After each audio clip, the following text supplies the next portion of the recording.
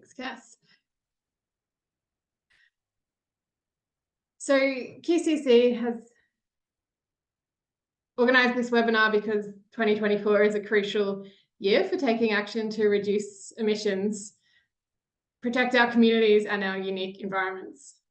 We have all done a lot of work to make sure that the governments know that we can't continue generating and using energy and resources in the way that we have. And we've won a lot of progress in Queensland in the last couple of years. We've got a proposed 75% emissions reduction target and a plan to close our coal-fired power stations, which is amazing progress when you think about it. I'm sure a lot of you have decades of experience in the environment movement in Queensland, and it's amazing to see the progress that we have made. But actually the work of replacing these fossil fuels, as we're now finding out, is complicated. And we strongly believe at QCC that the best way we can work through these hard decisions is by having respectful conversations about the different approaches that are being touted to achieve emissions reductions. And that's why we're excited to have you all here tonight to talk about nuclear energy with Dave Sweeney from the Australian Conservation Foundation. So I'm sure many of you know Dave has been active in mining, resource and nuclear issues for more than 4 decades. And he's worked with media, trade unions and environment groups. He currently leads the Australian Conservation Foundation's Nuclear Free campaign, and is a co-founder of the international campaign to abolish nuclear weapons, which makes Dave the only person I think I've ever spoken to personally who has a Nobel Peace Prize. So the structure of tonight is going to be, soon I'll pass to Dave to give us a rundown of the facts on nuclear energy in Australia. Then we'll have a Q&A session. Then I'll pass to Steph Gray, QCC's renewable campaigner, who'll wrap up the evening with some practical tips about communicating on nuclear energy. Due to the size of tonight's call, we're in webinar mode, so people can't accidentally unmute themselves and tell us what they're making for dinner. So we are going to have a Q&A session though, so please put your questions in the chat function. That way also, if you ask a question that someone else is interested in, they can thumbs up, respond to that, and we can prioritize questions based on which ones people are most interested in. When we get to the questions, we will call on people and unmute people to ask their question directly to us and Dave. Because we do have a lot of people, please try to be direct in getting to your question. We will have to cut off comments and long responses if we need to. If we don't have time to answer all the questions, we'll take them away and respond in follow-up emails, which we will also circulate with the recording of tonight's webinar and the links. So Amy from QCC is just going to drop some more info on a code of conduct for tonight, just to make everything run smoothly in the chat. And then on that note, I will pass over to Dave. Thank you. Thank you very much, Claire, and thanks to Steph and the QCC crew for the opportunity to speak to you this evening. It's really important, it's really timely. I'm talking to you tonight from Wurundjeri land, Kulin Nations land in Naarm in Melbourne, where I'm predominantly based, and I work as Steph said, as a nuclear-free campaigner and nuclear policy analyst with ACF, the Australian Conservation Foundation. And I have been around this nuclear issue for quite a few years, and I know quite a few of you on this call share that journey around the sun. And so I've been around this issue and these politics for a long time, and I've seen the issue when it's hot and high profile, and also during times of low visibility. And this is clearly a very high profile time. So tonight, what I wanted to do was provide a snapshot of the context, the concerns, the constraints on the current nuclear push and the coalition's energy plan. I don't want to get too into the weeds of the technology, and that's for a couple of reasons. One is because often it's a little bit speculative, given that much of the technology that's being proposed is unproven. And I also want to keep time for a Q&A, like Steph mentioned. So I want to keep this sort of pretty top line. And we'll provide links for detailed resources that you can access at your own pace and your own time, the style that you like to learn or look at things. And now just basically look tonight at the rationale, the impacts, and the options. So the thing that's important to realise in framing this discussion is that the nuclear push is in Australia is not the first time. John Gorton, as Prime Minister, was keen to develop nuclear power, and he poured a slab. The second car park at Jervis Bay is built on the slab of what should have been or was proposed to be Australia's first nuclear reactor. But then Billy McMahon came in as Prime Minister and looked at the Treasury figures and put a stop to the plan. In Victoria, in my home state, Henry Bolte advanced plans for a nuclear reactor at French Island in Western Port. In WA, Lang Hancock, Gina's dad, advocated that we should embrace nuclear civil engineering and use nuclear explosions to expand and improve port access for iron ore ships. And in 2007, John Howard commissioned Ziggy Switkowski to review prospects for the nuclear sector, and they came up with a plan for 20 reactors by 2050. But then the politics kicked in. And now it is Peter Dutton and Ted O'Brien's turn. So I think it's really important to realise that every previous nuclear push has failed to deliver across a range of metrics and considerations, including cost, waste, the presence of superior alternatives, social licence, political contest, and time. Basically, nuclear is too slow to matter. So I want to touch on some of these tonight and then open up for discussion and questions. In relation to cost, there are numerous studies, numerous models, private industry and public sector, including CSIRO and AEMO, the Australian Energy Market Operators Collaboration Generation Cost Report, that all bring home that nuclear is very high cost, generally 4 times as much as renewables, and clearly the most expensive, indisputably, the most expensive new electricity generation option for Australia. There's another interesting dimension apart from the cost, because cost, whilst very important, every action that we take to power our future is going to cost. A big renewables build is going to cost. So cost is very important. Nuclear is more expensive than other options. But there's also an interesting cognitive dissonance in the coalition championing nuclear, because it's a party that on paper champions small government and economic efficiency, and it's promoting an energy source that the market doesn't want and that internationally relies on massive subsidies, public funding, and big government intervention. Probably one of the really key arguments at the moment in this debate or discussion is timing.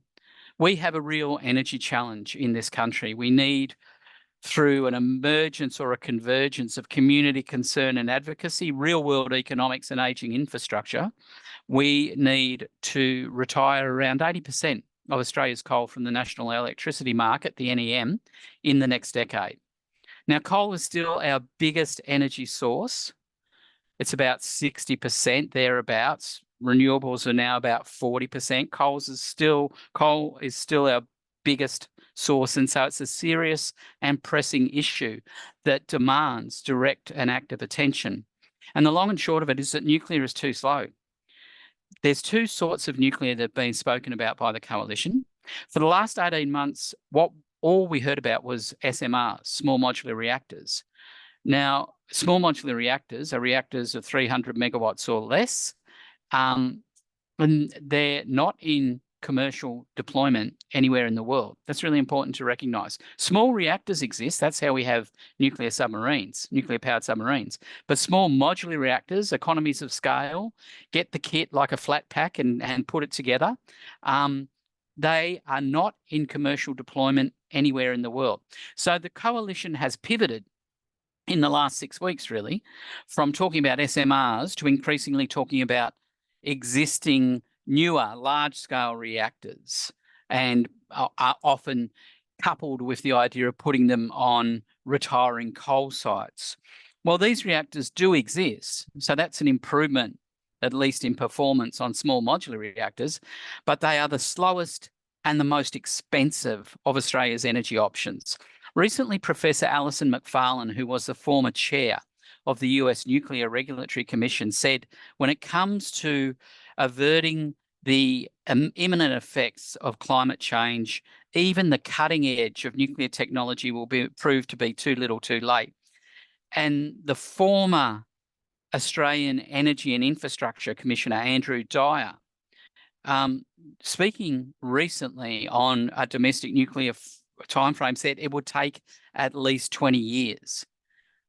Alan Finkel, former chief scientist, said the same thing. Embracing nuclear and going from coal to nuclear is effectively putting the brakes on decarbonising Australia's electricity system for 2 decades. Now, that's something we can't afford to do. There are preferred alternatives to nuclear, and I think that's really key here. Like, Australia didn't embrace nuclear at the time that many other nations did because of an abundance of perceived cheap coal.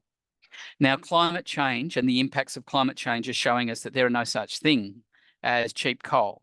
Early energy policy makers made decisions based on the fact that we had plenty of coal in Australia, and it worked. When you burnt it, it worked. Now we know the cost, now we do, in terms of emission, environment, health, climate, insurance, and more. And coal's not cheap. So coal is going. That's good news. And renewables are growing. They're cheaper, cleaner, faster, more deployable, and they exist. Renewables are the fastest growing electricity sector in Australia and in the world. And whereas the coalition's much promised SMRs are not in commercial deployment anywhere in the world, note that, not one hot shower, not one cold drink, renewables are thriving. And this point was illustrated recently by Damien Nix, who's the CEO of AGL, who emphatically rejected any notion of transitioning from coal to nuclear and said that it was simply unviable. So across a range of metrics, the reality is that renewables are far superior to nuclear, and our energy future is renewable, not radioactive. Now, in this context, it's really important to note that whilst renewable, our nature needs renewables to protect it and us from climate change, that use of renewables can't come at the impact, the cost, or the sacrifice of nature. We're not blind to the impacts of renewables, and we need to have our eyes wide open and manage this process. It's a real challenge to manage this process. All energy choices have costs and consequences, and renewables do as well. And there's real concerns over ecosystem, biodiversity, and species impacts.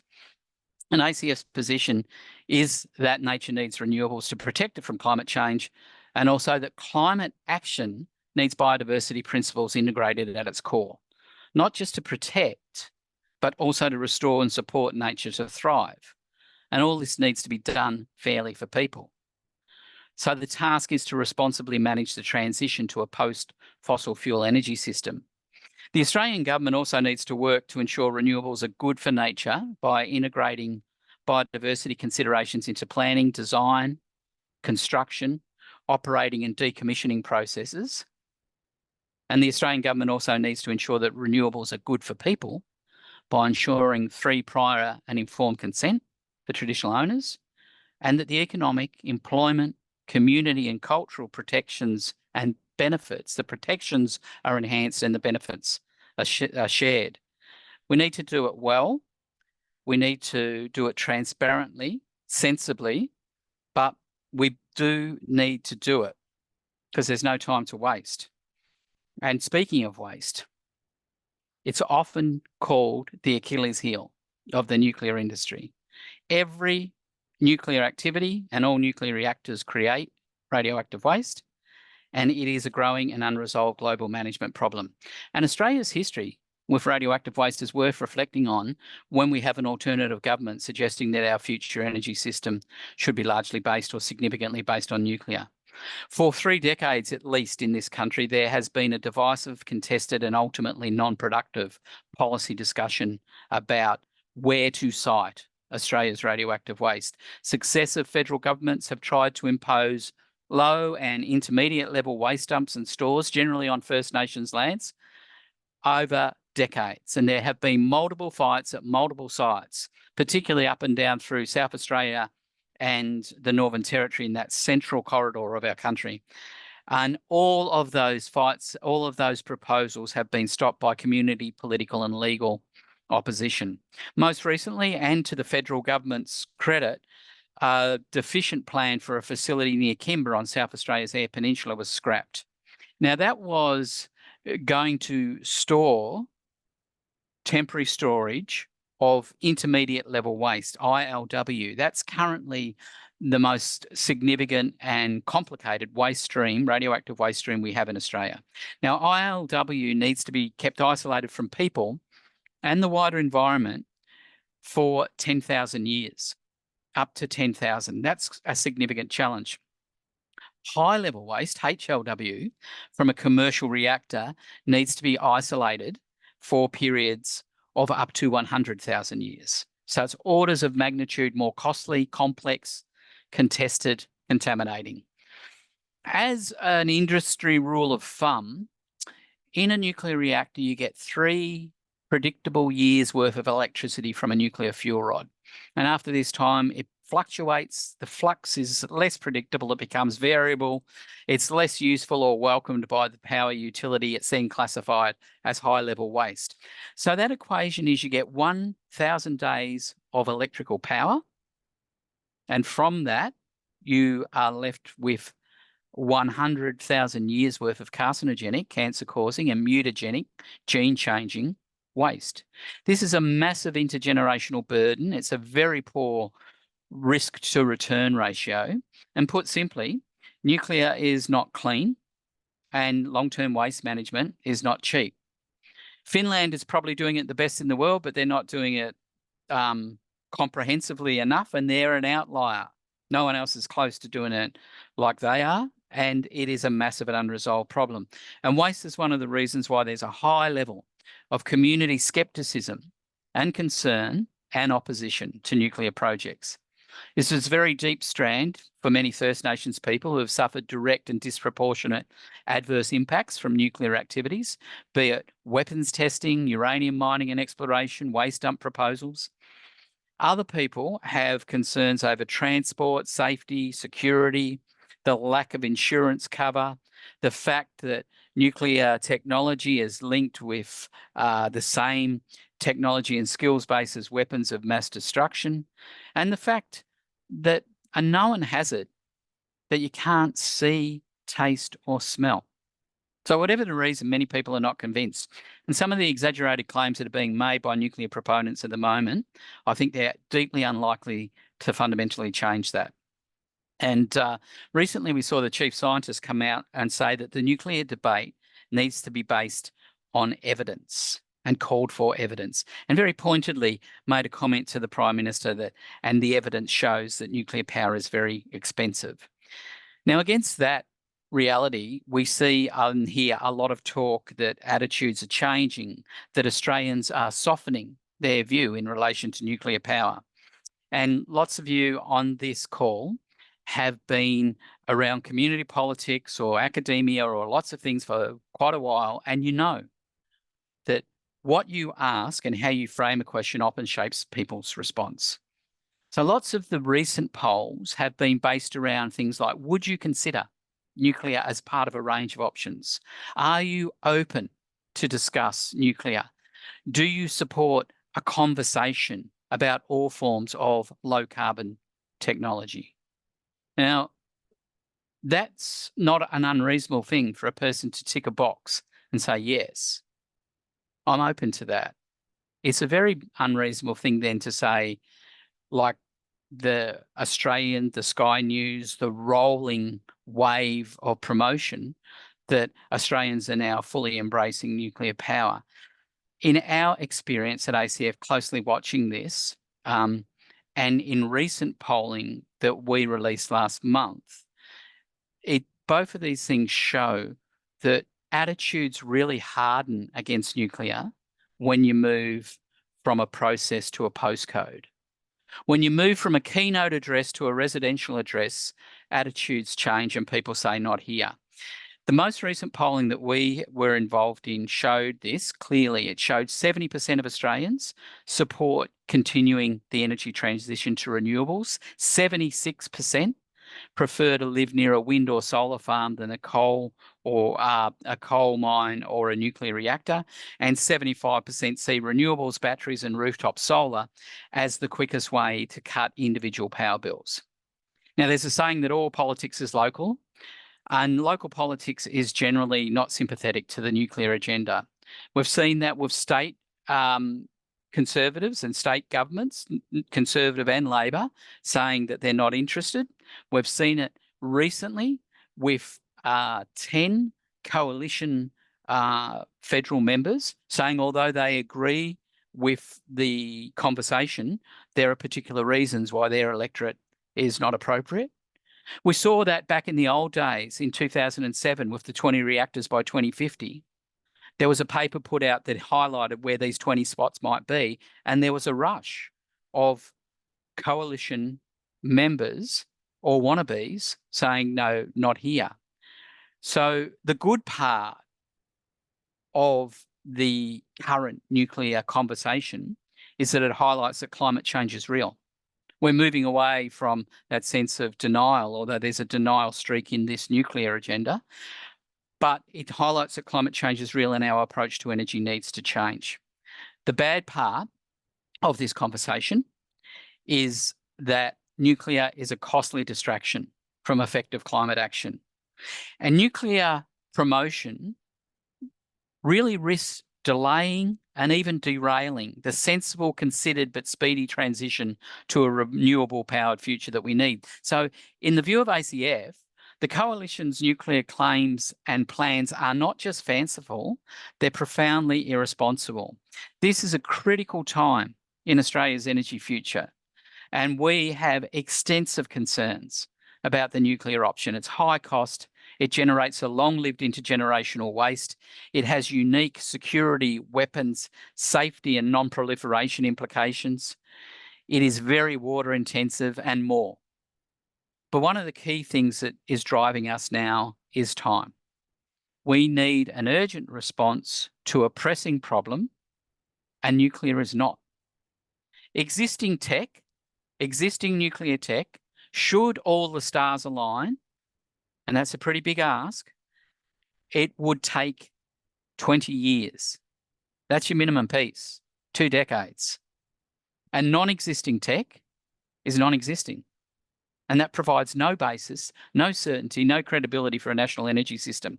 And so it's our view that if in 2024 you're talking up nuclear, then really what you're doing in effect is prolonging fossil fuels. And as Alan Finkel said, any call to go directly from coal to nuclear is effectively a call to delay decarbonisation of our electricity system by 20 years. John Quiggin from UQ said the same sort of thing. He said, in practice, support for nuclear is support for coal, and nuclear advocacy in Australia is a dog whistle to climate denialists. Now, we do not have the time for more denial and more delay. It's important also to remember that recently the coalition had a decade in government. They had 10 years in office and they did very little to advance nuclear power. Very little. So this is a newly discovered enthusiasm in opposition, which provides a policy frame that enables tech enthusiast Liberals to sit in the same room as renewable recalcitrant Nationals and have something in common. But when that something in common moves into let's pour cement in a location, when it moves into a real world thing about cost, dollars, opportunities, then the opposition to this proposal grows. Now, ICF wants to see safe, action or real action for a safe climate. We want to see effective, responsible, real-world action to drop emissions. And nuclear is simply not a credible or appropriate climate response. Instead, it's a dangerous distraction to effective climate action. I'm really aware that you've been listening patiently. I'm really aware that there's a chat line with lots of stuff going off. Thanks to the QCC folks for, like swans, paddling furiously underwater, looking calm on top of it, for managing that. And let's open this up and have this discussion, this conversation. And I look forward to that. And thank you very much. Thanks so much, Dave. Great to get your wisdom from decades in this space. And yeah, thanks again for coming to talk to us tonight. Cass is going to unmute and spotlight questions, and we're going to go first to a question from Andrea Leong about the space that nuclear takes up. Do you want to come off mute, Andrea? Yes, thanks. Just trying to find that question. Yeah, so given that nuclear energy takes up very little space, both the power plant and in mining, because the fuel's so energy dense, should we not consider it alongside renewables, just lift the ban and let that be talked about as a serious option? It costs a lot to build, but it might be fit for purpose, given that it spares the ecosystems that would otherwise have to be built on. Yeah. Thanks for that, Andrea. And you've absolute no argument on the energy intensity of nuclear fuel. No question. It packs a punch. That doesn't necessarily translate, though, to it has negligible impact. Like the impact of the nuclear industry, its footprint is large. Both if you look at mining, Australia has 1/3 of the world's uranium, and we're a significant player in uranium politics. Not one Australian uranium mine has been adequately or comprehensively rehabilitated. Right now, you might be aware that the Ranger mine in Kakadu, which ran for 40 years in the Kakadu World Heritage Region, is the focus of Australia's most costly and complex rehabilitation project, which started off at a $400 million estimate, and it's now $2.4 billion and growing.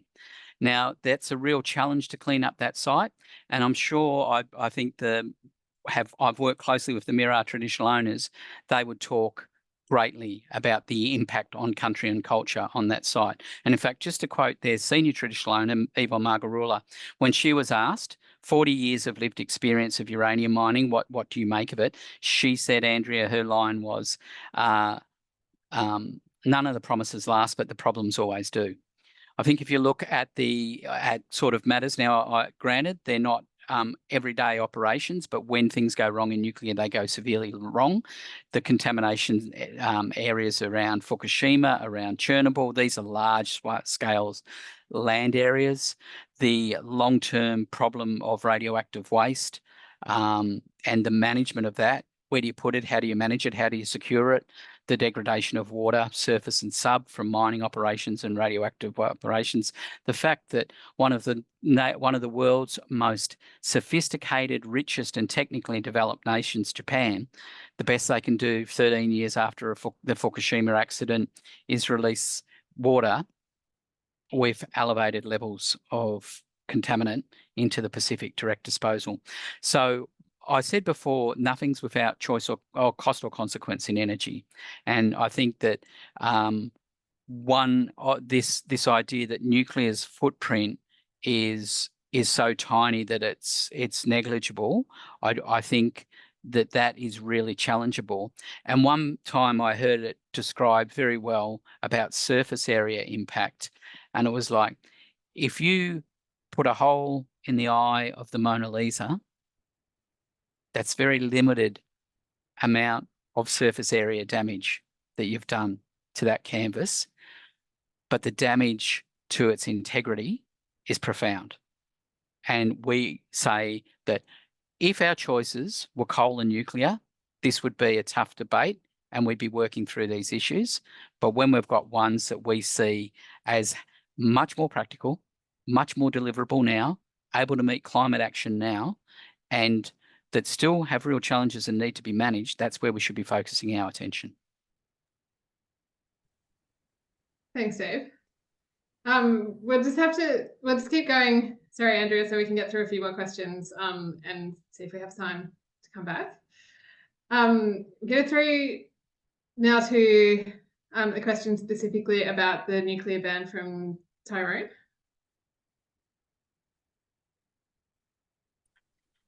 Cass, are you able to Yes, thanks. Yeah, My question is, if no one's really lining up to invest in this in Australia, as some are claiming, is there really any harm in lifting the ban, especially if it wins over support from maybe more conservative voters towards supporting the energy transition? Yeah, like that's a there's a strategic question of that, if that's your rationale, Tyrone, and hello, but you know, that one of, will that increase people's comfort for the necessary transition that we need to do to move away from fossil fuels? Our sense, and we're strong advocates, as you'd be aware, of the retention of the ban, because the way that we see this is that having that clear prohibition provides a degree of certainty. It provides, it reduces, it focuses our attention on the technology and the tools that are the most likely to deliver the task at hand. If we didn't have the ban, there would be, it's been said, a conga line of supplicants around Canberra saying, give us funding for this, give us funding for that, we need more of this. And it would all be ever more distractions from the urgent focus that we have. So we see the pivotal thing as being the need to focus on real world action that will deliver results. There is no shortage of conversation. Like, there's a lot of talk about having a domestic ban, which, by the way, was put in by the Howard government and not removed under successive and multiple coalition prime ministers. Let's remember that. It wasn't Labor's initiative. So we think that it provides certainty and focus and enables us to deliver onto the task.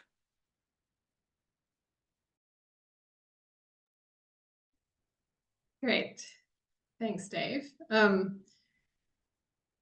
going to go to Ro Hill now for a question about waste and particularly AUKUS. Ro, are you able to unmute and ask your question? Thanks very much. I saw this article in The Guardian that there's a commitment in the AUKUS agreement for us to accept waste from UK and USA, and the sort of penny dropped. I went, oh, that's what's in it for them. But I haven't been able to find anything. I have been reading up on waste, nuclear waste, because I'm a scientist. I've got a lot of access to the latest scientific reviews, and I have to say, right now, as we sit here, there is not one bit of high-level nuclear waste that is in a long-term waste storage facility. Finland was the world's first, and it's not yet operating. So there's piles of it all around the world, and people for many years have been trying to send it here to Australia, as Dave well knows. So I just wanted to see if you knew anything about this, Dave, or if we can find the AUKUS agreement anywhere, if anyone else knows about that. I'd really like to find out what that's all about. Yeah, thank you very much for the question, Ro. And obviously AUKUS is different, but related to the domestic nuclear push of the coalition, but definitely related, and also it amplifies and creates momentum for nuclear because of AUKUS. Your specific question, though, is one that has been deeply troubling me, because there is a move happening now. There's a piece of legislation introduced by Defence Minister Miles into the Parliament, which is the Naval Nuclear Regulation Bill, I think it's called. But basically what it is to set up a dedicated military nuclear regulator. Australia has a civil nuclear regulator called ARPANSA, the Australian Radiation Protection and Nuclear Safety Agency. They were set up under the Howard government, and Tyrone's earlier point about the prohibition on domestic nuclear technology, that's in two pieces of federal legislation. It's in the EPBC Act, the environment laws, but it's also in the ARPANS Act. It's mirrored in two places by the Howard government. So ARPANSA have been for 25 years our national regulator, reasonably well regarded, etc. But now there is an attempt to quarantine ARPANSA to manage simply, not that it's simple, but simply civilian or civil nuclear waste with a new dedicated military regulator planned. Now, what's been proposed by Minister Miles is a regulator that includes ADF members, that is located in defence, that is answerable to and directable by the Minister for Defence. The reporting criteria are negligible, the transparency is very low, and it has broken the fundamental first thing, as many of you would know, about regulation, which is distance and independence between the regulator and the proponent. So we're really concerned about this, and we're particularly concerned, as you have identified, in the legislation, it says that the minister can appoint by regulation a designated zone where AUKUS-related activities can take place. And one of those activities is the storage of AUKUS-related radioactive waste.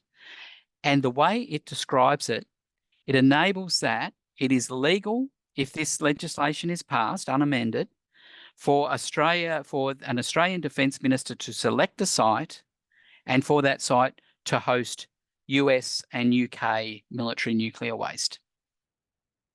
And that is a profound concern, because if you look at their submarine programs, their military submarine programs, they have been in existence for 60 years and they have not decommissioned or disposed of high-level waste from any of those submarines. They're tied up in port. And it is a real concern. And as you said, I too thought that would be a real benefit. For the UK, which is scared of losing Scotland to the Scottish National Party, to the US, who are seeing states locking up against waste facilities, to be able to, under a military arrangement, relocate waste to Australia would look like a really desirable outcome. We have highlighted this to a Senate inquiry, which is happening at the moment, reports 26th of April, on the anniversary of Chernobyl. And we have said that that loophole needs to be tightened and ended. The response has been, we are fear-mongering, and that is not the government's intention. Our response has been, intentions are all well and good. Legislation is more important. Legislate it. If you don't intend to do it, then make it not possible. If not for you, then for future government and for future mission creep of AUKUS. We're really concerned of future mission creep about weapons and future mission creep about waste. Thanks for highlighting it, and it's a real concern, and we're trying to track and close that loophole.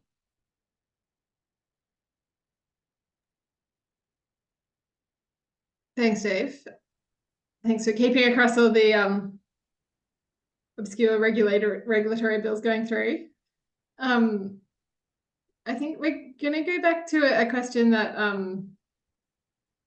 comes up quite a lot for us in Queensland from Tyrone about the mining impacts of renewables. And do you just want to ask that? Yep. Thanks. Yeah, this relates back to what Andrea was saying earlier about the land footprint. I understand that nuclear has, along its entire life cycle, got mining and other impacts involved, but life cycle assessments show that it does in fact have the lowest environmental and land footprint, because when you look at the whole from cradle to grave. So we don't often hear this about renewables, but solar panels in China, for instance, are made primarily using coal power, really dirty production processes. A lot of people that I speak to seem to think that wind and solar just fall from the heavens. They don't have an idea of the industrial processes that go into it. So how do we have a conversation about those impacts as well as nuclear impacts, and have a reasoned, a rational discussion about comparing those impacts and finding the best solution for our climate and biodiversity over the long term, not just over the next 5 to 10 years? Yeah, that's a really good question, Tyrone, and I appreciate the constructive way in which it's framed as well, in that sense of let's trying to identify and then work through problems. And the problem is, again, that every form of energy has an impact, it has a tail, it has a cost and a consequence, and renewables do as well. Like, I know there's people in Queensland deeply concerned about the nature impact of physical clearing and impacts of operations and proposals. I also know and am privy to conversations, particularly with many First Nations communities, that don't want to just see another mining boom based around a whole range of critical minerals and rare earths. And they don't want to just see that same disrespectful, impactful, damaging model of business just rolled over to a new product. And they're real challenges. Like, we at ACF, you asked what can we do? One of the key things that we're doing is trying to improve the strength of our whole national nature laws, so that the protection of nature and the longer term thinking that you referenced is prioritised above short-term or highly sectionalised planning and thinking. We need a much more holistic approach to energy, rather than a sort of race for the spoils by individual companies to try and have this sort of patchwork mosaic approach. We need a much more systematic, integrated, evidence-driven approach. We need to manage our mining impacts, whatever the mineral is, so that they are as low as possible. We need to increase our responsibility for life cycle stewardship. We need to improve our resource recovery and recycling systems and try and get into closed loop production and all that stuff. There's a score of steps, but the key thing is that, nothing without cost or consequence. How can we reduce the cost? How can we reduce the consequence? How can we maximize the benefits? And there be the rub. And I suppose what our view is, Tyrone, on this is that those questions and challenges are tricky and hard enough. They will involve people of good head and heart sitting around a table and trying to make hard decisions and trying to come up with a good pathway forward. And so one of the points that we see there is that we need to clear the decks for that conversation by removing the distraction factor. Now, we're not going to agree on that, but that's the distraction factor we see of nuclear, to bring us into the space that says we are fundamentally changing in this nation of 25 million people the way we create and consume power. How are we going to do it? We're going to do it through a range of renewables. That is not without impact. How can we best manage that? That's the position that informs our thinking. And then there's a drop-down menu of like processes, mechanisms, safeguards, etc. Thanks so much, Dave. And QCC is heavily involved in these discussions as well about the need for better recycling, a circular economy approach. Just noticed Alison Kemp's comment there about using less energy, which I think is a crucial part of the discussion that isn't prioritised enough in the transition, and it's definitely something that the QCC works on through a Power Together alliance that we have, because it's also crucial to improving the equity of the transition in terms of improving energy efficiency for all households, which is particularly, you know, at the moment it's been a bit restricted to people who can afford technologies who own their own homes. So we work with other community and environment organisations to try to get minimum energy efficiency for rental homes, and make sure that those benefits of distributed energy and using less energy are regulated and available to all Queenslanders. We are going to throw now to Steph Gray from QCC just to give a bit of a wrap up and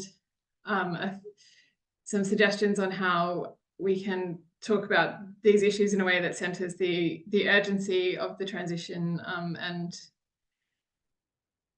progresses the conversations. Thanks, Steph. Hi, everyone. Yeah, so I'm Steph. I'm the Renewables Campaigner at the Queensland Conservation Council. And what I'm going to talk through is wrapping up some conversation points about how to talk about this issue. So I'm going to touch on a lot of what Dave's already said, but just so hopefully it's like in digestible points that you can take away. But also I want to talk about some of the issues we're seeing in Queensland with land clearing and renewables, put some context around that and talk about the nuanced solutions. And I also really applaud Alison for bringing up energy efficiency, because we see those sort of distributed energy and energy efficiency is a really important part of getting this transition right. Okay, so just recapping the key talking points about if you're at a barbecue and you know someone brings up nuclear energy, what are the key things that you could say? Well, probably the biggest one for us is this is the critical decade for climate action if we're going to keep global warming within 1.5 degrees, which is that critical mark we need to protect our wonderful biodiversity. At the moment in Queensland, it's really devastating to see that we have a mass coral bleaching event happening on the Great Barrier Reef. And the recent surveys show that it's affecting 75% of the surveyed reef. So that's astounding and really terrifying. So we just don't have a lot of time. We need to do this transition really quickly. And in Queensland, our energy system is our most polluting source of emissions. So we need to transition quickly. And, you know, experts say that building a nuclear power plant in Australia where we have got the ban, we don't have the regulation, we don't have a workforce ready to go, we have no projects in the pipeline, it would just take way too long and we miss that critical opportunity. Also, what Dave has pointed out is nuclear is so expensive, and he pointed to the Gen Cost report from CSIRO showing that renewables backed by storage is the cheapest form of new build energy generation, and nuclear in comparison is more than 4 times more expensive. So, you know, cost of living concerns are really abundant in the community right now, and fair enough. And I don't think anyone who's having a really big electricity bill would say that the solution is building the most expensive form of energy that will take more than 20 years to get going as a solution for bringing down their bill. It's just not. And again, what Dave touched on is that our coal-fired power stations are aging, they're heading towards retirement. In Queensland, we've seen that our coal-fired power stations are becoming increasingly unreliable. We've had a unit explode, we've had a cooling tower collapse. These problems are only getting worse as our aging coal-fired power stations head towards their retirement. So again, we just do not have the time to wait. And so I think that with a lot of these messages about the key points about why nuclear doesn't make sense, they would resonate with different people in the community. So if I was talking to my sister who's got young kids and she really cares about climate change, then I would talk about the impact on the Great Barrier Reef that we're seeing now and the need for urgent action.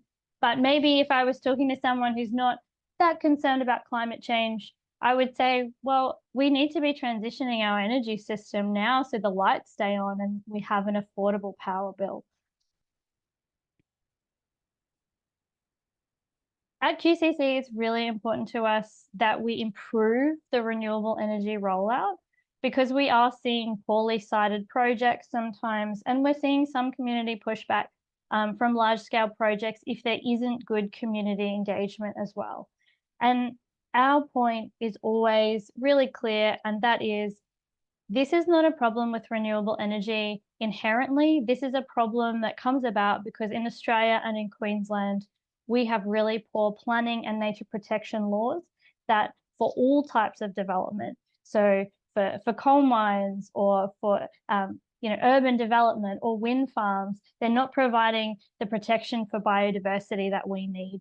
So our campaign is about, yes, we need an urgent energy transition, but we also need to be working on our planning reforms and getting those right. And so Claire and I do a lot of work in this space to improve our planning laws so that they are, we're seeing greater benefits for communities and First Nations people, so that we're seeing better community engagement. And really critically for us as the conservation peak body, we're seeing those projects being sited in the right places, and also for the cumulative impacts of large scale projects to be taken into account as well.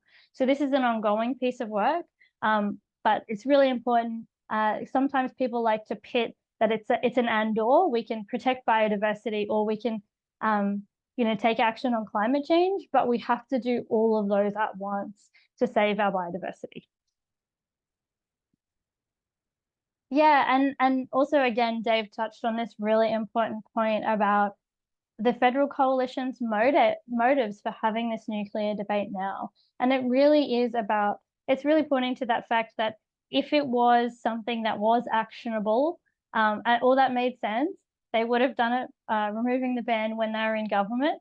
But it suits their interests now, because when you go out and say, reckless renewables, let's slow down, let's build nuclear, it's really a dog whistle for people in the community that still don't believe in climate change, and then say, yes, amazing, let's just stop the transition. And so that's the huge risk that we see, is we don't have that time to waste. And of course, there are people who are genuinely interested in the technologies. And our position at QCC is that there's no point in having the debate when there's so many issues that are unsurmountable in this critical time for action. And if in a magical universe there was all this technology innovation and suddenly all these problems didn't exist, of course we would be open to having a conversation, but this is not in the situation we're at.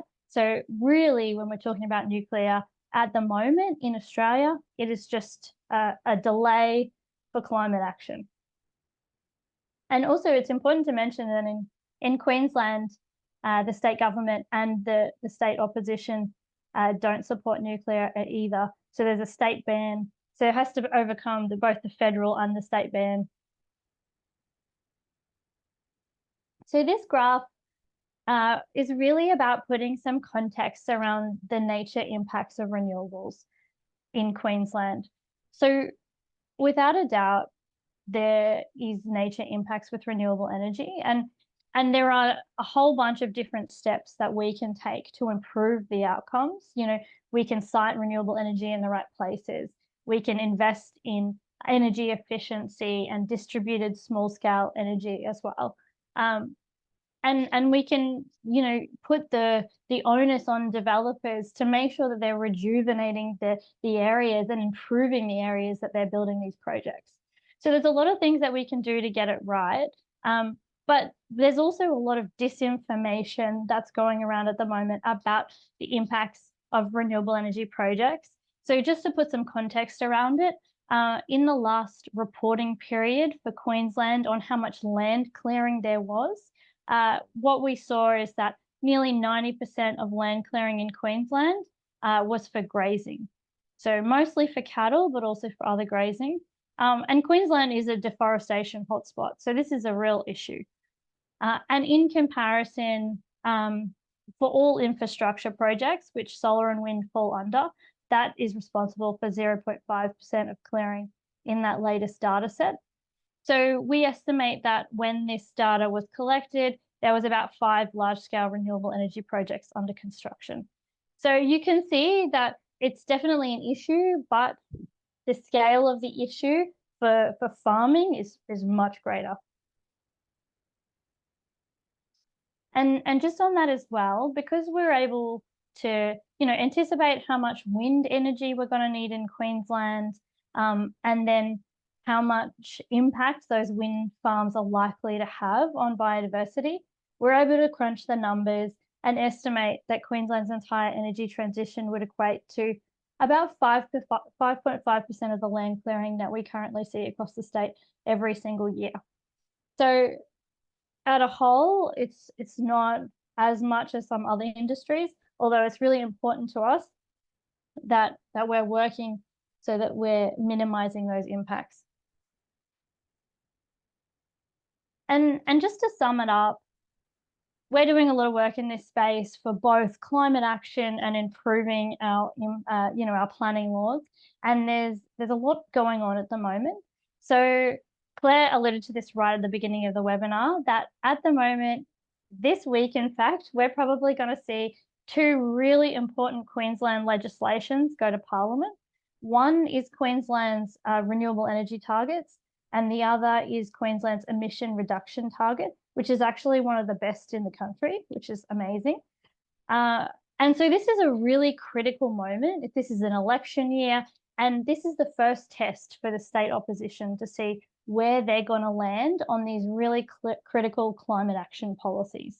So we're going to be watching really closely to see how they vote on these important legislations, but we've also been doing a bunch of work to try and encourage them to support these targets so that we can go into the election with bipartisan support for Queensland's main climate action policies.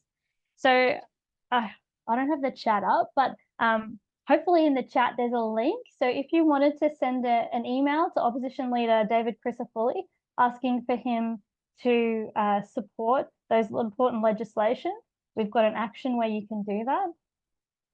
And then we've also got another action where you can email Queensland's Energy Minister, Planning Minister and Environment Minister calling for improvements to the renewable energy rollout. So we actually have a 5-point plan for getting the renewable rollout right. And that's something that we launched with regional conservation councils in the last few weeks. So there's more information about that on our website as well. But that's my main presentation.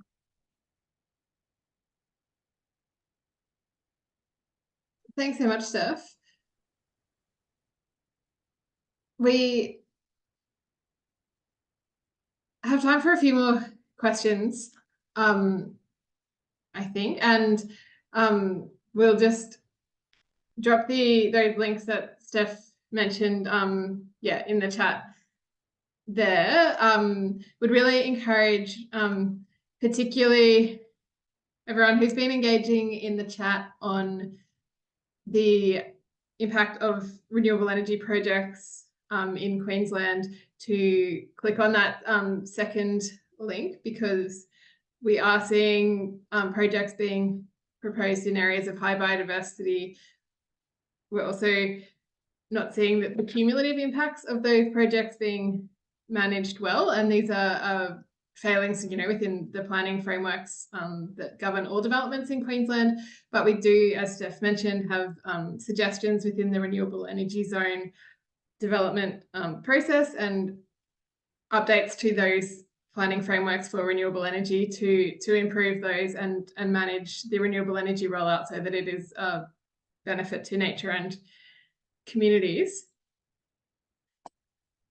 I just wanted to go back to a question a bit further up the chat.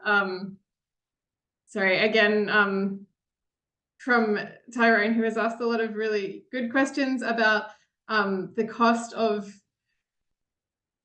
the government money being spent on solar and objections to nuclear on cost grounds as well, and get Dave's thoughts on that question.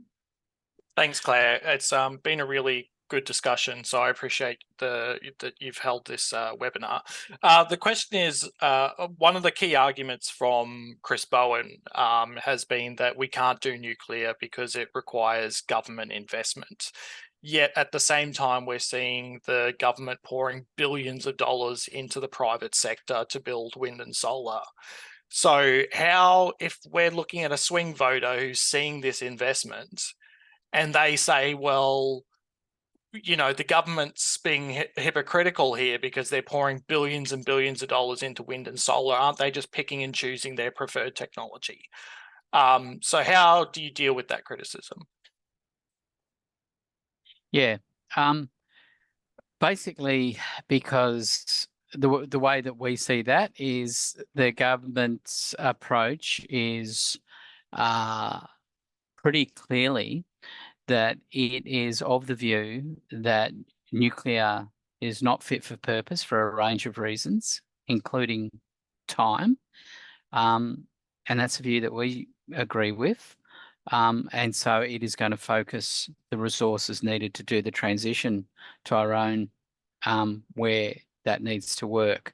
And I think if you look and you see AGL, Alinta, Energy Australia, Origin, they've all come out recently and said that the nuclear option is not practical or not one that they want to adopt or embrace, or it's just not going to work. We've seen the private sector come out, like IFM, that manage over $200 billion of Australian super funds, have made a decision to not on the basis that there are unresolved waste problems and there's no social license. And when they made that decision, they said that this is something that would need to be driven by government. Now, recently there was a survey by the Investor Group on climate change. They asked major institutional investors who've got 37 trillion under management. They gave them 14 steps or 14 options for addressing climate and energy solutions. Renewables came first, nuclear came last. And it was explained because of nuclear's very high costs, the lack of maturity, and the lack of maturity and deployment in next generation technologies. Now, I don't reckon that major institutional investors who've got 37 trillion Australian dollars under management, they're pretty hard-hitting, they're pretty hard-headed, they make pretty sort of number crunchy decisions. They're not greatly ideological apart from maximising return, and they've come up with nuclear doesn't make sense. And the only thing that would make sense or make it possible is massive, sustained and continuing public investment. And that is not the case in relation to renewables. So I think there's two reasons. One is that that it is they are supporting the technology that can actually make a material difference in the time we have to make that material difference. And the second is they're supporting and facilitating a technology that is also being actively embraced and picked up by private sector, which neither of those things apply in relation to nuclear.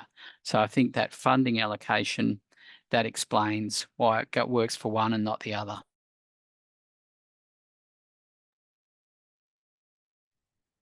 Thanks, Dave. I'm going to throw to Tom with the question.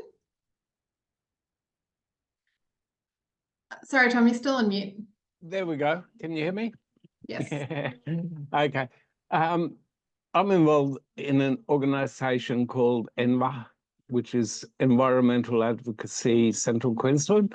We're about trying to stop new coal mines and gas mines happening. There's not a lot we can do about current mines. They've got contracts, people are employed, but we don't need the new coal mines and gas fields.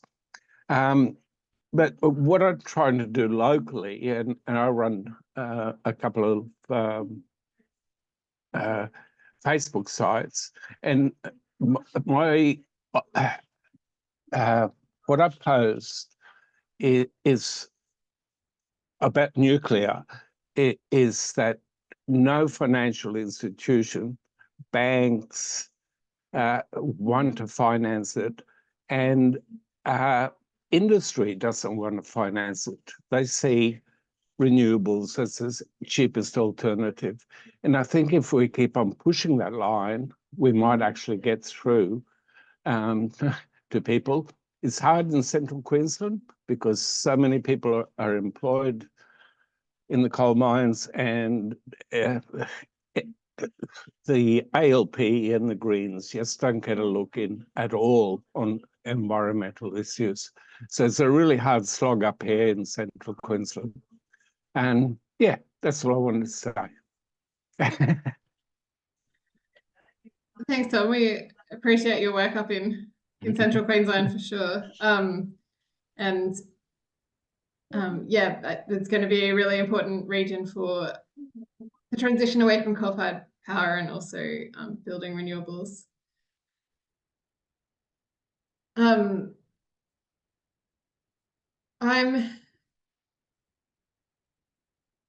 think that we have covered most of the questions that have come up in the chat.